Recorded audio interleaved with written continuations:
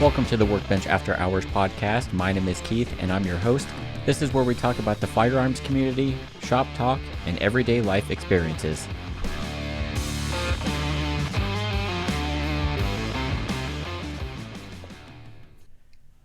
Welcome back to episode 29. We are back in our normal studio. Thank God, because I did not like the lighting on that last one. It was driving me nuts. And sitting around the couch was like, yeah. But it was a nice kind of relaxing pop up. Well, yeah, it was relaxing. Sitting on the couch, but yeah, back in the studio, back from Nashville, and that's what we're going to talk about today. The rest of our trip after we shot that podcast, and then our time down in Lynchburg at Jack Daniel's, and some really cool stuff that we learned. And I think we all have a new appreciation for Jack Daniel's as well. Yes. So Chris, with that, what's our whiskey of the week? Because it seemed fitting. Number 7, Jack Daniel's, the original, the OG. Yep. We're like, what? Why not? Like, why would you go with any other whiskey other than Jack Daniel's for this podcast? Especially after getting to do the nice taste test. Yeah. During the Distillery tour, where we got to taste several of the different ones, but the one they put up front or like the middle was old number 7. So. Yeah, there were two. And Chris could talk about this too, but we're planning on doing 2 different tours. They have the two that you get the flight at the end is the Flight of Jack and then Angel's Angel's Cut, right? Yeah. Yep. So we thought we could do both. So that way it doesn't clarify on their website whether you're doing the same distillery tour each time. You get obviously a different Flight of Jacks. The Flight of Jack is just a regular Jack Daniel's, Gentleman Jack, Fire, and Honey and Apple. And Rye. Yeah. And Do we have rye? Yep, we have the Rye. And then the other one, the Angel's Envy, is more their single barrel, so they better stuff. So we tried to do both, and she told us we can only do one because they don't want you over the legal limit. Which is hilarious because the flight, if you took all 5 of the sippers that they gave you and poured it into one shot glass, it probably wouldn't even reach the top of one shot glass. And one of our tours was at 11:30, and the next one was at 3. So 3.5 hours with less than one shot. And she was worried we were going to be over the limit, so we couldn't do both of them. Guess what? A little bit of lightweights now, I guess. But in the end, it's the same exact tour. You just sample different.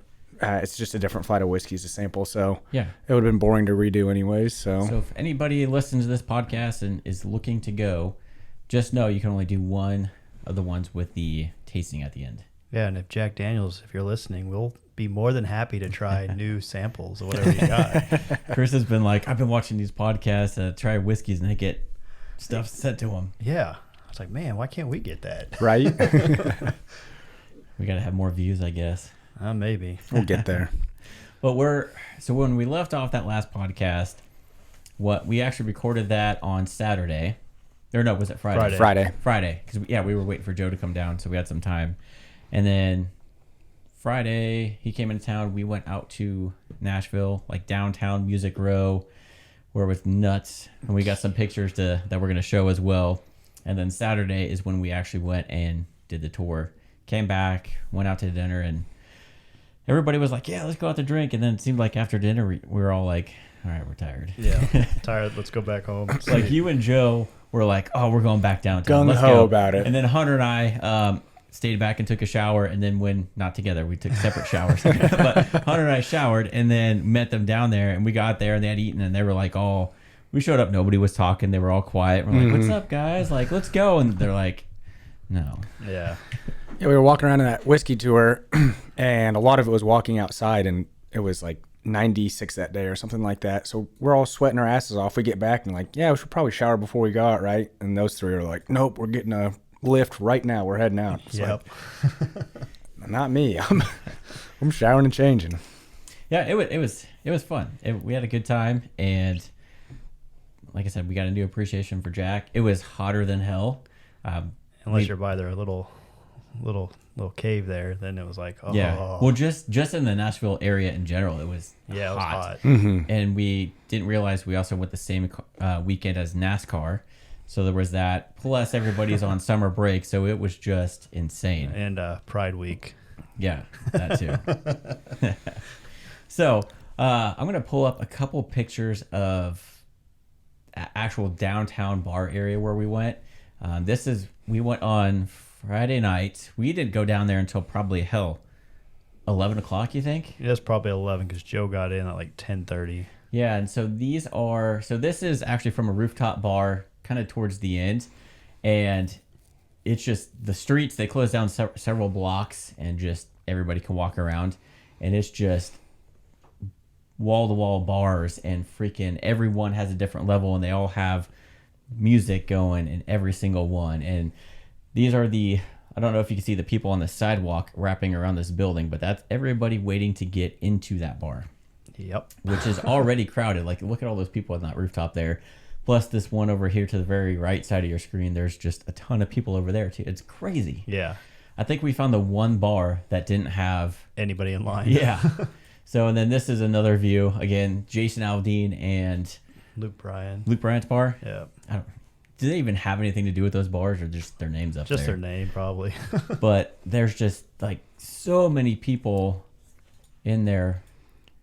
And I think, is that all I put up of it? All right. So. That's probably all I put up of it. But yeah, that's it was crazy. Yeah. Hunter, unfortunately, didn't get to join us. Not for that one. Something didn't agree with him, so he stayed back. But it was, I mean, they were like, oh, let's go bar hopping. It's like, dude, we made it to the top, and it's like we have fresh air, we have the wind blowing. Like, we can actually walk up to a bar and order a drink when we want to. If we go anywhere else, yeah, good luck. Yeah, we even went down to the bottom where they had another band, and just the bottom floor was crazy packed. Yeah, it was, crazy. Like, people, I've never seen so many drunk people in one area in a long time. We decided to leave before everything closed down.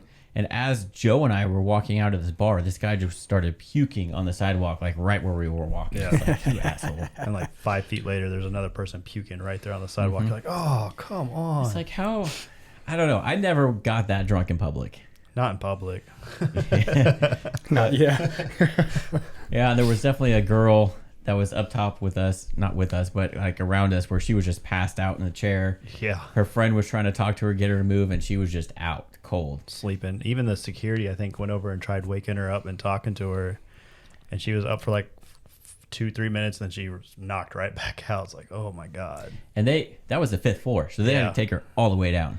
Yeah. There's some people getting carried out of these That's bars. crazy. I mean, there was an elevator, but that was taking forever. So who knows if they did that or took the stairs. It was nuts.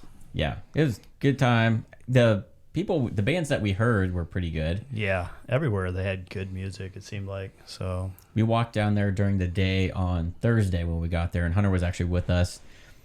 We didn't stay because it was so hot, but as you're walking by all these bars, you just get a whiff of like stale alcohol and stuff. It just stunk. Yeah. But it smelled like the Hawk, if anybody can think about that bar. But good music, though. That's for sure. It was so loud down there because every bar at every level had live music. And it was just standing on the streets like, holy crap. Yeah, you probably just stood there and had a good time. Mm-hmm. Not go deaf. I never thought I would like Jack on the Rocks, but man, after that tour, I got a newfound appreciation. Yep, it's good. So do we want to go into that real quick? Sure. All right, so I'm going to go back to some pictures, or you could kind of start off. So you want. Yeah, we went to Jack Daniel's Saturday. They said it was a 2-hour drive. I think we did it quite faster than that. Like an hour and 10, maybe. Yeah. I know. Hunter and I were like, I had to go pee, but and Chris is trying to race Joe, who's in a Porsche 911, and he's in his truck, T6 little Honda Ridgeline, and trying to keep up with this Put guy. in sports mode using the paddle shifters. Downshifted. But it was kind of cool, though. There was a guy on a bike who was playing. At first, it looked like he was drunk, but he really was just having a good time, kind of using the whole lane. And then Joe comes up on him, not fast or anything like that, but he kind of moves to the right, waves Joe on. Joe, accelerates pretty hard to get around him. And then the second Joe started accelerating hard, this guy just started matching Joe's speed. And then they kind of, we were going around some bends and stuff like that. And then the second this bike could pass Joe, he passed Joe and then had to have been going like 120. I mean, he got so fast, far ahead of Joe. And then he slowed down and let Joe catch up to him. And they're just playing this like cat and mouse game. Yeah, it It was fun to watch though from behind as we're trying to keep up in the truck with the with the paddle shifters going. Yeah, I was pretty sure we were doing like 90, 95 the entire time. Mm-hmm. It was fun though. Yeah, and then we have to split gas, and we're like, oh my God, he's using up so much more gas right now. It wasn't that bad. I don't know. It's better than running premium. But anyway. That's true.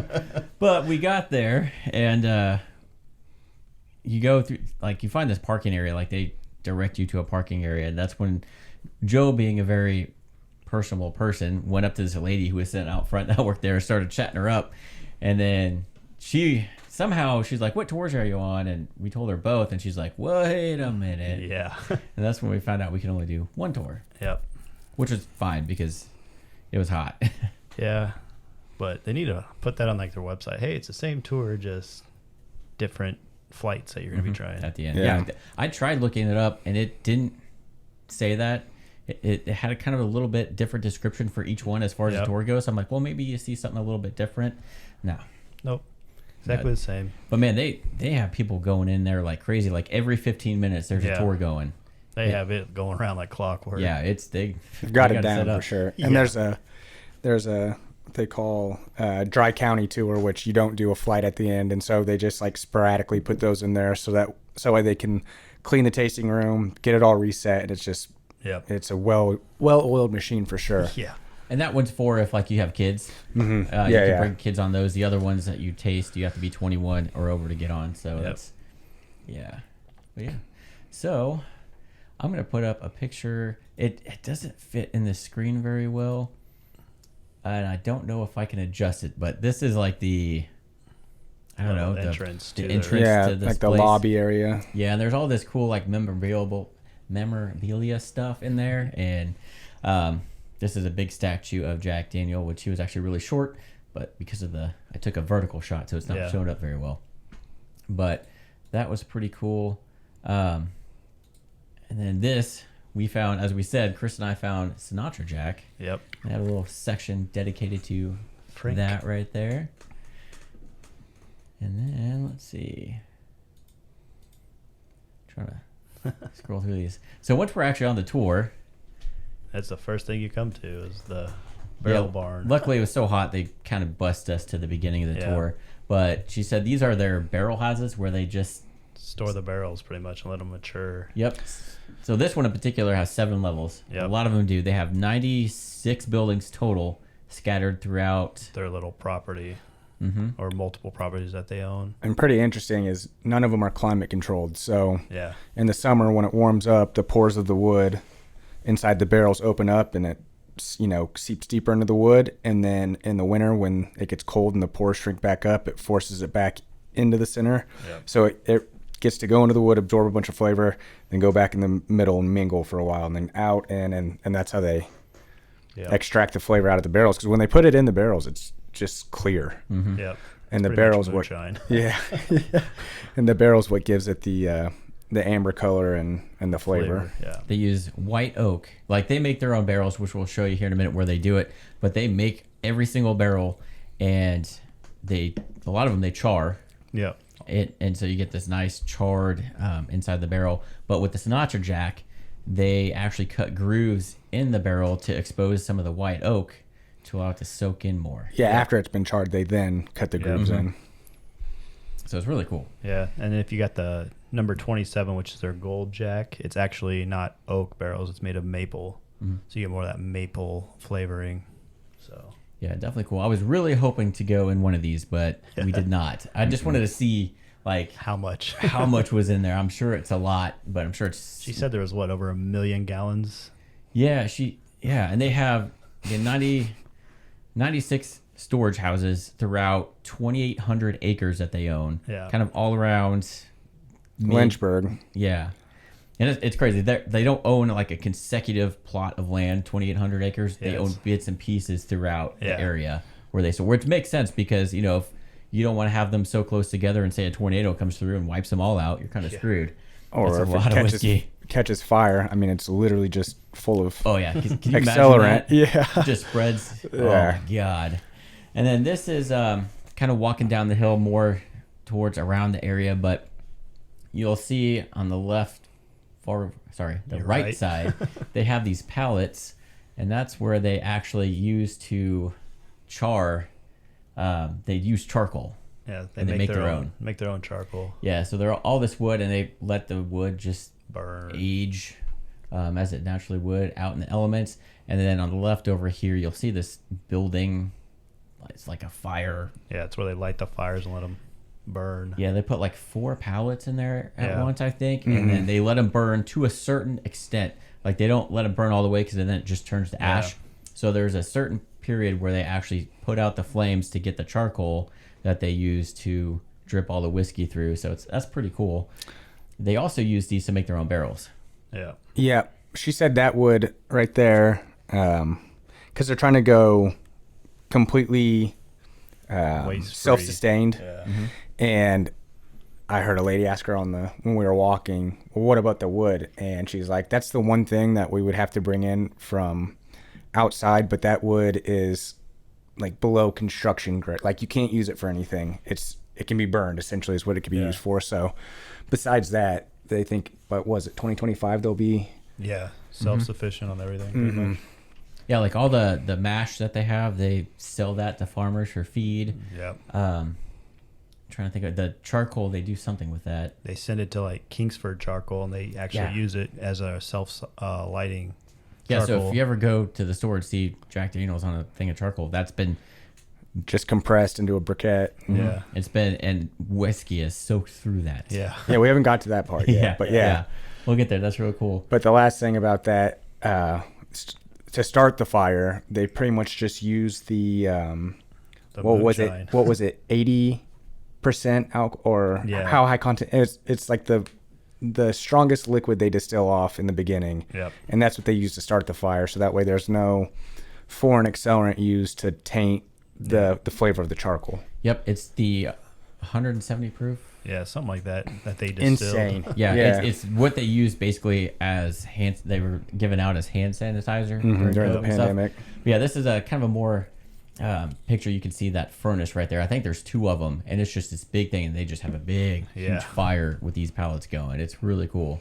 I would have loved to have been there to see it, but it was just too hot that day. And then this is just kind of some more stuff that they have around. I don't know what's in there or what they use that for. I don't know. That was the old still, wasn't it?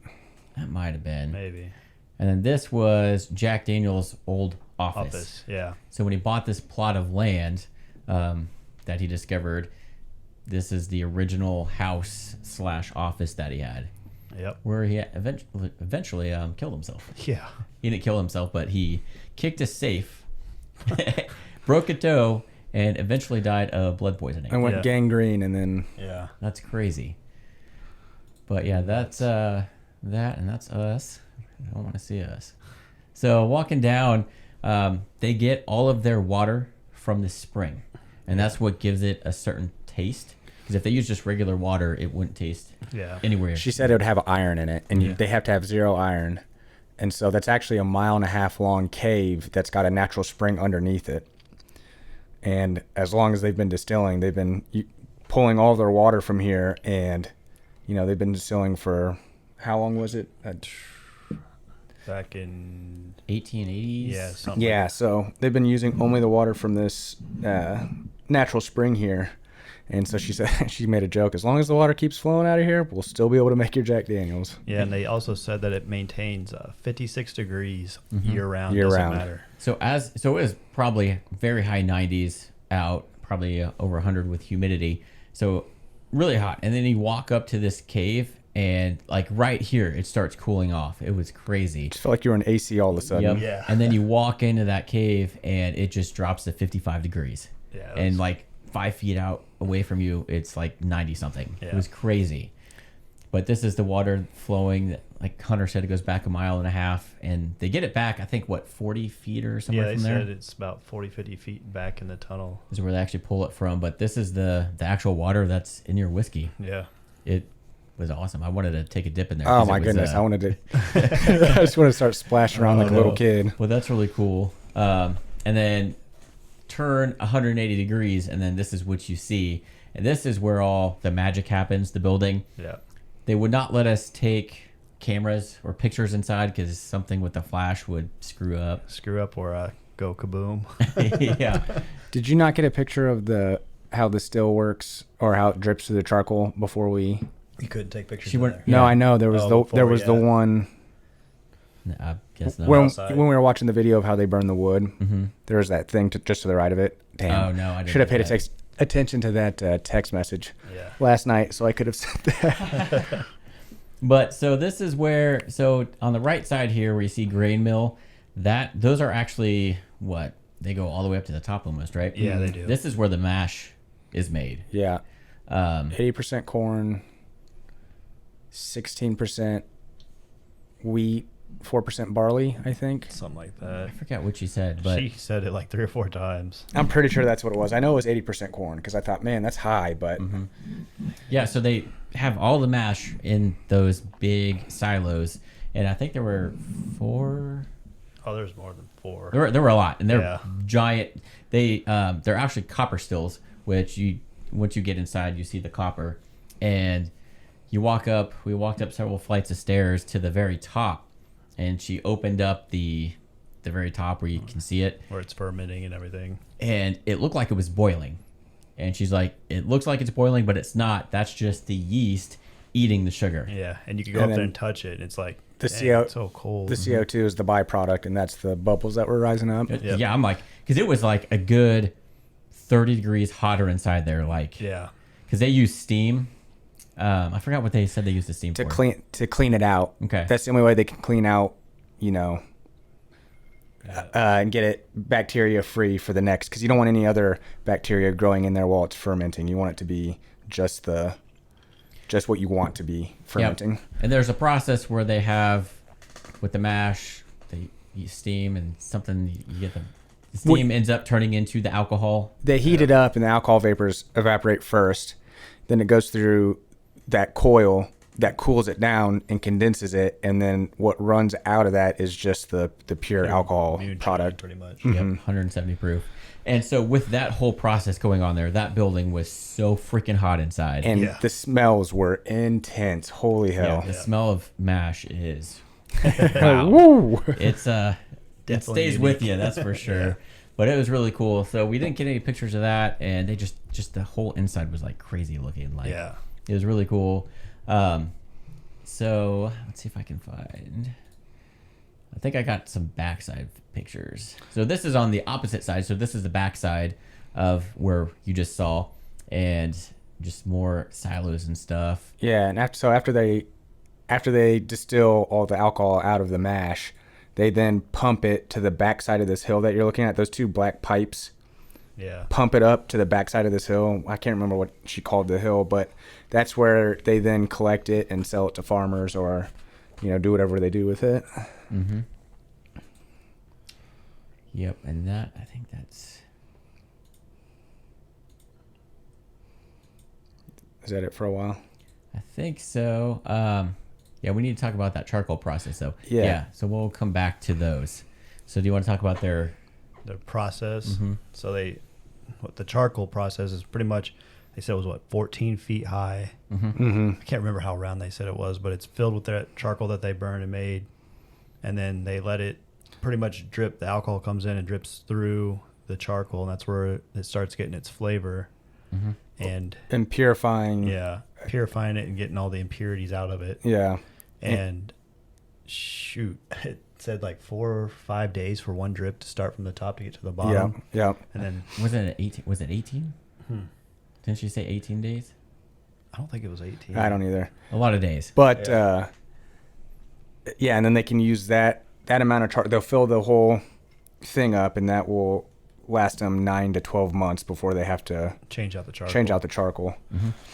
Yeah, it's crazy. Like the whole 14 feet filled, and they have these copper pipes going to each one that's filled with a 170 proof alcohol, and they have holes drilled in the top of them, and the gravity kind of has them drip that way, because if they were to drill the holes in the bottom, it would just go too fast.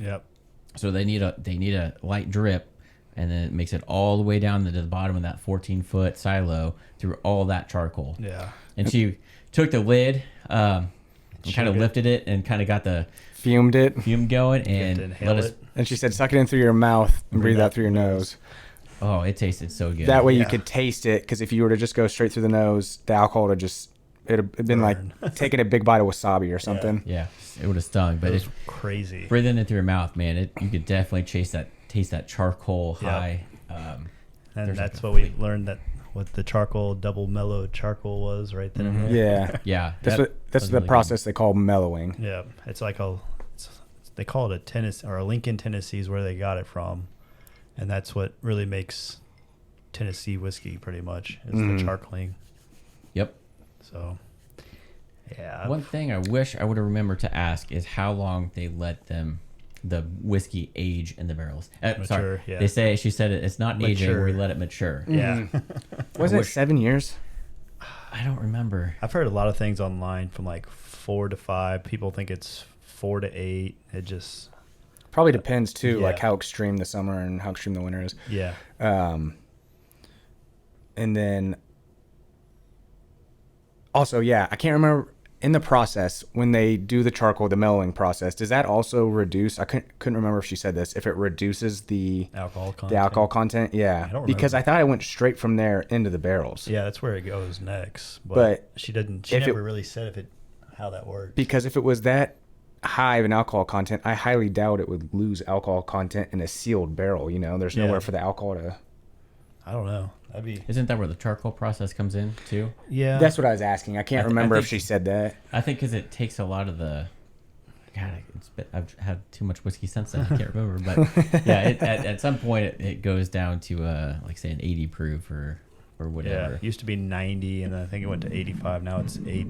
Yeah, 80 proof, because that's what everyone else is doing. Yeah, so that was all real cool. And then at the end of the tour, you go into that building that you saw, and then this is the tasting room, and they have more barrels stored in there. I can only take pictures inside this glass area, because again, with the flashes. So I tried to get some of the barrels that they had stored. I mean, they just have them like everywhere. Yeah. And those suckers are freaking heavy. Yeah. We tried to move one that was empty, and it had some weight to it.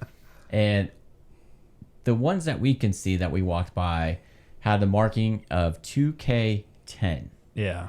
We're wondering if that means obviously 2010 would make sense, but that would be a long time for them to be aging that or maturing. But if it's the single barrel, the higher end stuff, that would make sense. Yep. Yeah. That's another thing. On this one, you can see it said, well, I don't know. This one says 13K 13.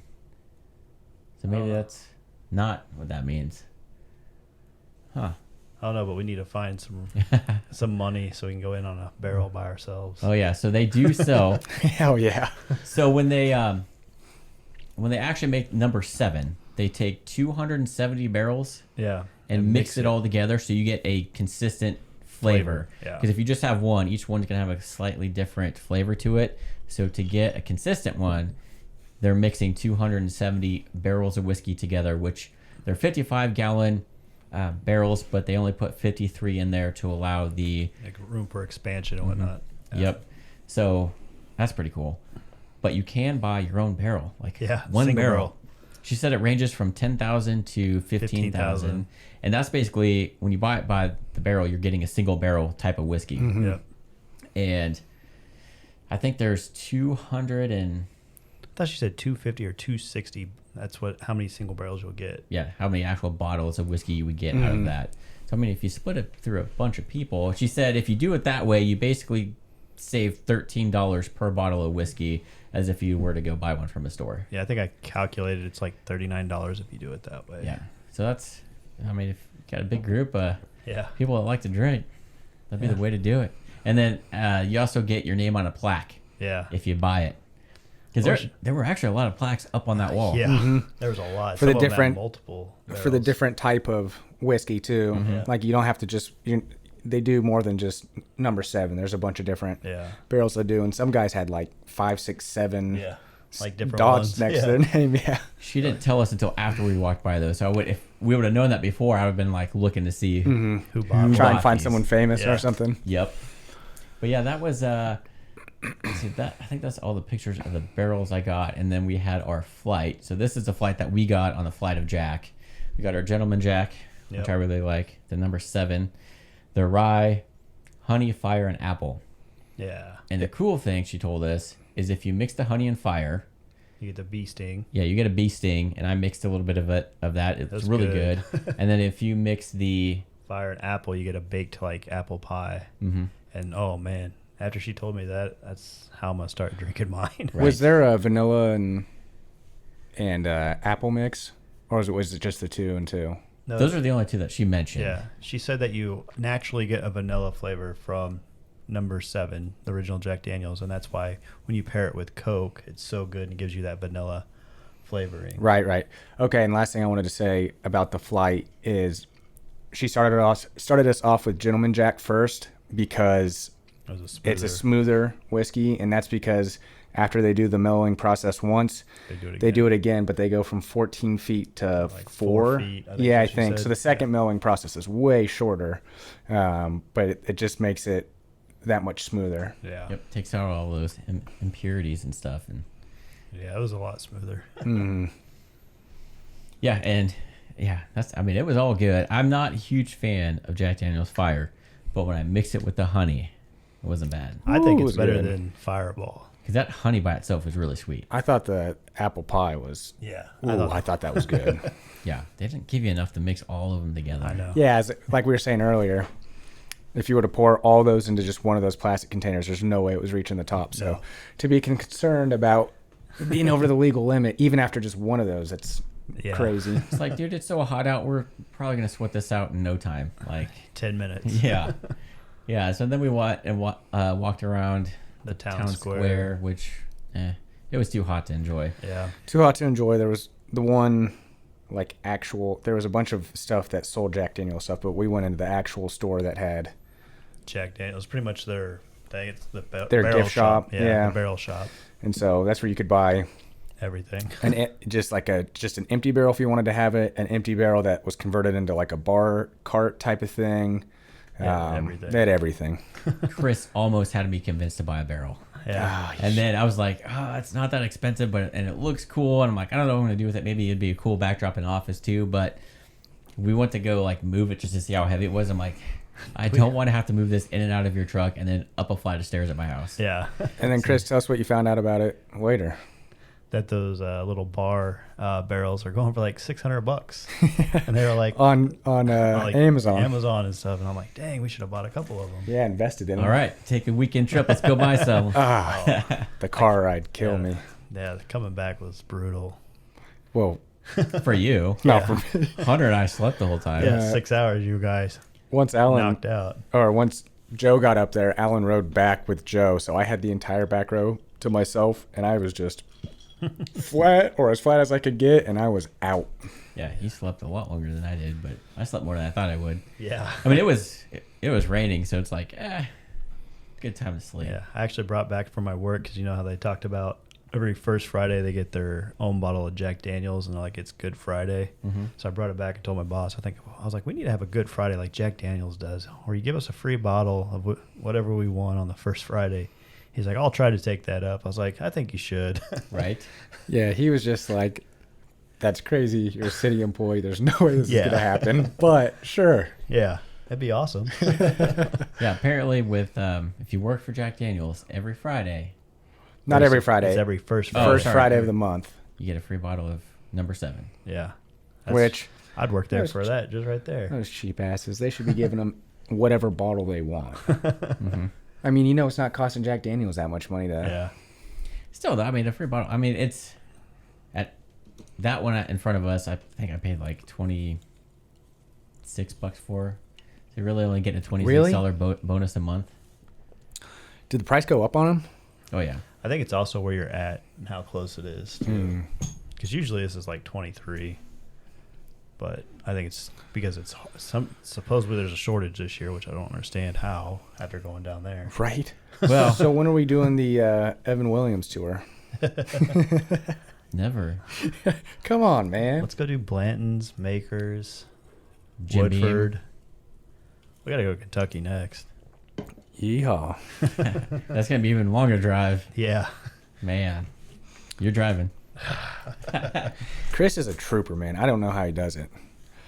I mean, thankfully though, on the way back, so dehydrated and sleeping that we only stopped twice. Yeah. Which for me is mine. I told my wife, and she was like, "You guys did what?" She's like, "Why can't you make it 3 hours?" Well, you did the 8.5. Yeah, it was crazy. So I got one last picture, and this is kind of the haul of whiskey that I was able to bring back from our trip. So this is mostly Jack Daniels related, and I'm glad I did because I'm like, well, maybe I can find some of this back home. No. Yep. So we obviously got the bottle of Blanton's at that one random liquor store by our place, and then I got the single barrel rye, the triple mash, the bonded, the master distiller, which we actually drank a whole bottle of that while we were at the it was only like 30 some bucks, so I went and bought another one because I haven't seen it here in Kansas. And then the good old Jack Daniel's Sinatra Select, which is really pricey. And then on the very far right is just Jim Beam, not Jim Beam, Jack Daniel's Gentleman Jack. But I bought it because they had the store name where you buy it from at the distillery kind of etched in there. And then I got Boomstick Tactical etched on there. I don't know if you could see it. And then the date we went on the tour. So just kind of a cool little souvenir bottle to put on this shelf, which is actually up here, but you can't really see it. Picture. But maybe cut to your angle. It's up there. Maybe. Let's see. Nope. Dang. One other thing that we learned that I forgot to bring up. There we go. Yeah. There. It's the bottle being lit up the most. You can kind of see where it says Boomstick right there. Yeah. And the other thing that I forgot to bring up that we learned is, so sour mash whiskey is when they take some of the mash from the last batch that still has the active yeast in it, and they use it as a starter like you would with sourdough bread to start the next give a jump start to the next batch in its fermenting process. Yep. So that's all it means. It just helps them control the type of yeast that they want in there and kind of get a more consistent flavor. But that makes me wonder that the triple mash that you got, what does that mean? They just use triple amount of the old mash to jumpstart it, or what? That, and I've heard it's like bonded too, like it's bonded mash too. So that means it's, what did they say? They use like certain barrels and they bond those barrels together to make that. Because I've been watching a bunch of YouTube on the bonded versus the triple mash, and they say the triple mash is by far better, most people are saying, but it doesn't give you your traditional Jack Daniels taste. I'll be interested to try those when we finally do. They just came out with that this year, I think, and they said the bonded and that triple mash. Okay. So, and it's going to be on the regular rotation, just like all their other stuff. Nice. So it's not a select or once a year. So you'll start being able to find it soon, probably. So.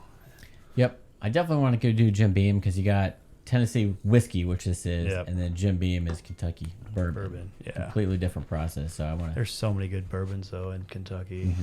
Mm-hmm. Woodford's up there. Yeah, I'd like to see that. Yeah, our freaking Uber rider in Tennessee was like, we were telling him we were going down to Lynchburg and doing that. He's like, oh, you guys are wasting your time. There's so many other distillers up here, like the smaller ones. We're like, no, dude. Yeah. Like, Jack Daniels is like the #1 selling whiskey. We want to go check this out. Yeah. And is probably a way cooler experience than one of the local ones that haven't been around nearly as long as Jack Daniels. Well, that and the history, like, I don't know, I've been doing a lot of history stuff on it now, and like how he talks about they were the first to have a master distiller be African American, and that was just like way before its time, and he was actually richer than most white people back then. So, and the fact that they do all of their processes in a dry county. Yeah. They can't sell any of their booze in the county, but they're the #1 American maker and distributor, and they do it all from within a dry county, which is hilarious. The wettest dry county. Yeah, but I've been reading that, and then I guess Uncle Nearest is what they called him, and that's who kind of helped mentor Jack. And I was reading that someone was going back and like doing research, and they're like, they found out that in his autobiography, he actually talks about Uncle Nearest, and he mentions him like 50, 60 times in his autobiography. And so someone went back and was like, they went and did this whole thing trying to find out who this Uncle Nearest was, which is Nathan Green. And they actually bought the original farm that Jack Daniels distilled on with Uncle Nearest and stuff.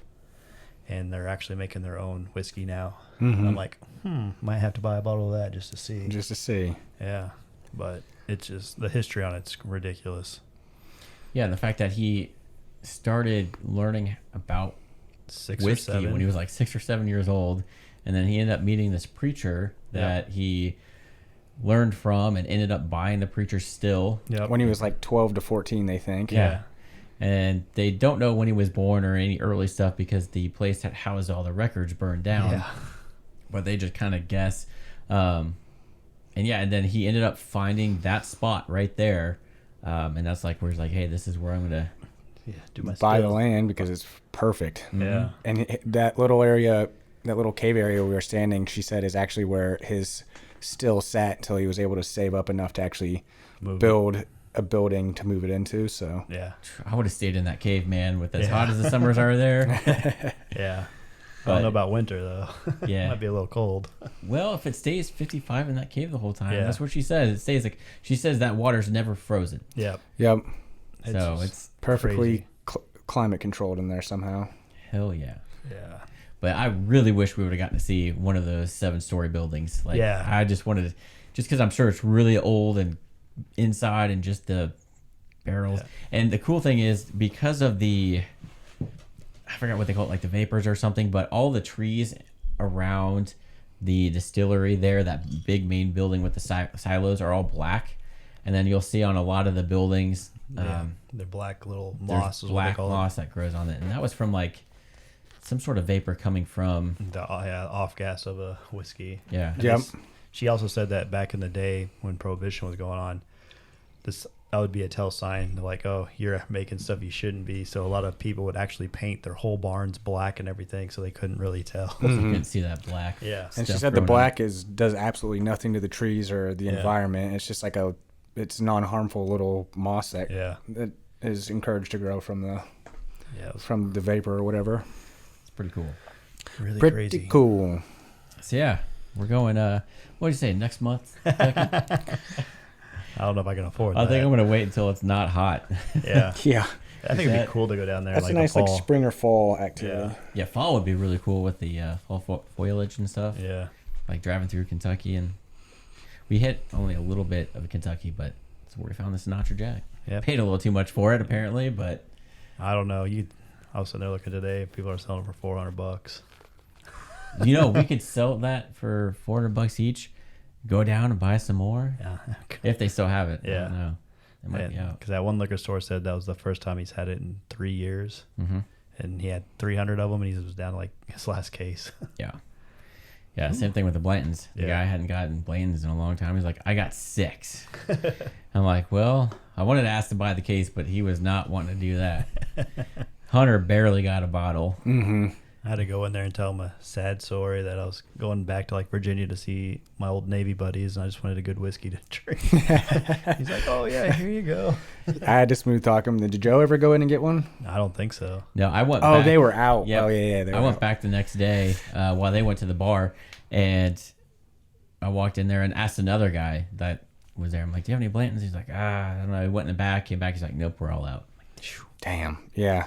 And then I'll send Keith a picture that maybe he can put up during this part. But Bryant just sent me a picture of he just got his bottle of the Black Label Blantons in. So What? yeah, What does that mean? I don't know. Like, what's a black label mean? I don't was know. looking up- they He got a- just sent it to me, and I was like, "That looks different." Then, and I was like, "Yep, that's a Black Label, not the white label." I was like, "That's got to be fancy." Well, they got different colored labels apparently. Some of them are like Japanese. One's for European market. One's a rye. One's a single barrel. And I'm just like, oh my gosh, like Yeah, so much. yeah. And then I saw a collection like you can get 6, one of each, like one for $1,400. I think he's got 2 or 3 complete Yeah. with all the letters, and I know Like full bottles, or are they all full empty? bottles. Yeah, What? Unopened bottles of Blantons that many? yeah. And then I may rob the place. Don't tell them. my uncle, not my uncle, my wife's uncle, in their little safe that they built into the basement, they've all got, or he's got like 3 or 4 of them as well, but most of his are empty. Man, this Jack is so good just by itself. I can't like regular Jim Beam. I'm not a fan of by itself on the rocks, like just your white label Jim Beam. Can't really do it. I was hesitant because I'm like, I don't know if I can do Jack Daniels, but it's with that charred flavor. It's just on the rocks is so good and smooth. And they say because of the vanilla notes that you get in Jack Daniels, that's why it pairs so good with Coke. Yep. You get the vanilla from the Coke too, and they just pair together.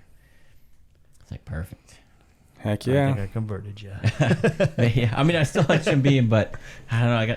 And it's unfortunately Jim Beam's cheaper. Right now than Jack, but God, it's so good. Just a good bottle. It is, and the bottle looks cool because it's. Yep. They had some of the really old bottles from, when they first started to now and how they changed, and they tried to go into like the rounder bottles, and apparently those I read the little description that did not get feedback very well, so they went back to these square bottles that they're known for. And they're nice that they're made out of glass, not plastic. Yep.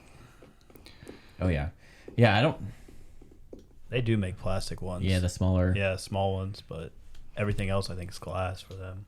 Yeah, the freaking large bottle, which I guess would be similar to a handle of Jim Beam, like $50. Yeah. And a handle of Jim Beam is $27. That's why Jim Beam is like, it's not as good, but mix it with some Sprite. Yep. It's half the cost of Jack Daniels. Good old number 7. But one of these days we'll start breaking into some of the other ones. I just want to make sure I can find another bottle before I break into it. Because after reading online, I'm like, how long does... You would think, and I've always thought that once you open a bottle of whiskey or liquor in general, it stays good no matter what. But apparently once you open it and then you're exposing it to oxygen, if it's... Below 50%. Yeah, below 50%, it only lasts, 6 months? 8 months? They said once you get past that 50% line, you might as well just drink it, at a faster pace because, like you were saying, after that 6 months, it gets all oxidized and really off tasting, I guess. So I wonder if it also depends on the caps, because this one's just like a screw cap and the other ones are cork. Your more high-end whiskeys are cork. I wonder if that makes any difference, because cork would They were seal just it saying better. it was about the amount of oxygen that was actually exposed inside the bottle. Mm-hmm. Yeah, so... I guess I better start drinking some more then. Yeah, it's with that. The cool thing about that Sinatra Jack is it comes in a liter bottle. Yeah. But it's like...